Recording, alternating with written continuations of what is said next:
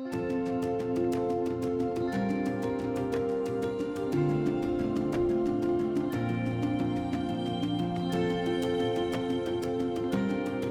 favorite was the can. I love that one.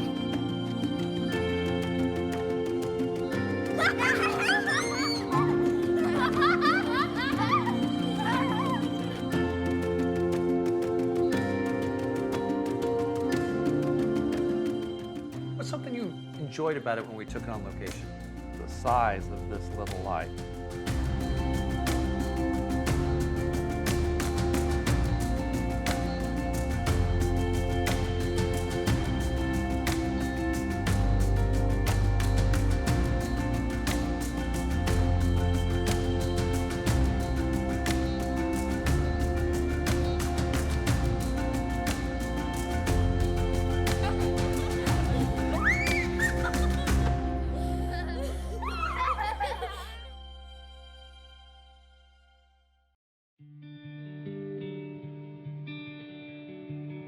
Today we're talking about Godox's newest light, the AD100 Pro.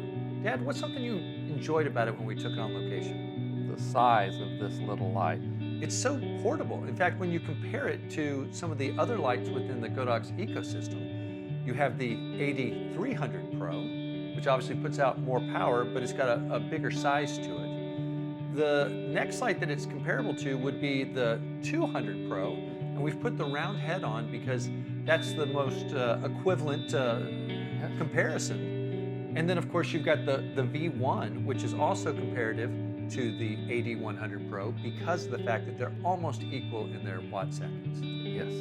One of the benefits of this light, this was the original pocket flash, the AD200 Pro. And of course, when you look at the scale of it, it's much, much smaller. And you mentioned that you really enjoyed the size. I do. I think for spontaneous moments that you're going out with your camera case, but you don't want to carry a bunch of extra lights, this is the perfect option for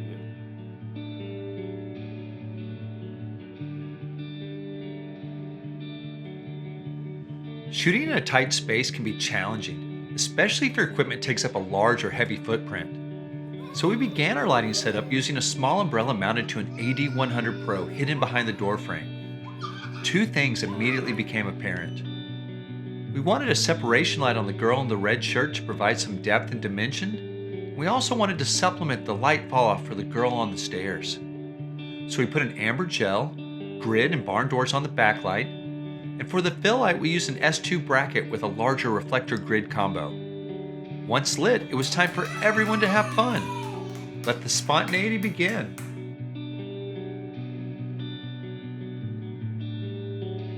We loved the available light shining through the schoolhouse windows.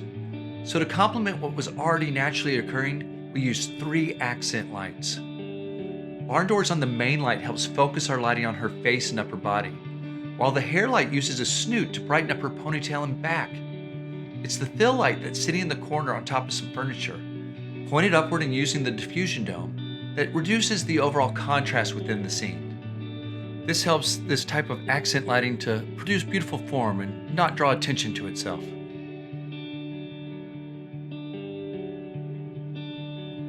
For this shot with the wagon, we put the girls in some open shade. Our main light is in a softbox to create a larger light source. Thanks to the Godox S2 bracket and the lightweight of the AD100 Pro, it was easy to handhold and keep pace as they moved. And boy did they ever. The second flash uses a larger reflector and grid to create the backlight. We also hid a flash behind the girl in green, using the barn doors to block the light from hitting the ground behind her. The main goal of this kind of lighting is to highlight the girls and capture their moments of joy.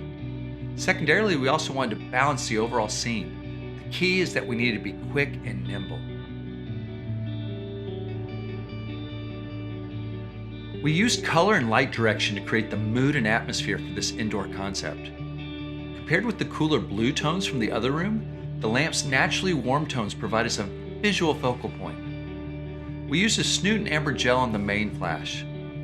That allows us to control the light spill and match the color temperature while lighting our subject. The second flash uses a blue gel under a dome diffusion. Bouncing off the ceiling helps us soften the light quality even more.